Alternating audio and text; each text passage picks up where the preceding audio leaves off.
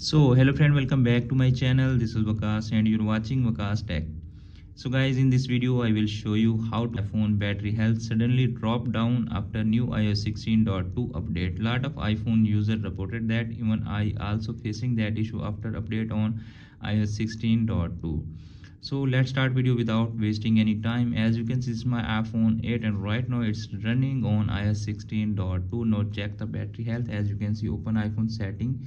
In setting you need to scroll down and tap on battery. As you can see, showing here battery health on service, it's on 82% before update the iOS 16.2. As you can see, it's dropped down 6% battery health after update.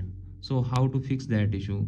So guys, make sure you don't have any pending software update. If you have any pending software update, just update your iPhone to the latest iOS update. So make sure you don't update your iPhone to the beta update. So move to the next step. The next step is forced to restart your iPhone. It's dependent on you that which model you are using. Just force to restart your iPhone and then easily to fix that issue. If that method is also not working, then move to the next one. The next one is downgrade your iPhone to the older iOS update, and then you can easily fix that issue. Apple claim that they fixed bug in their upcoming iOS update. Update your iPhone to the official update and fix that issue.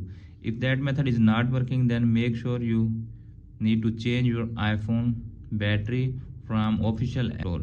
So friends, after watching this video, I hope what's the reason of the battery suddenly drop down after iOS 16.2 update and how to fix that issue.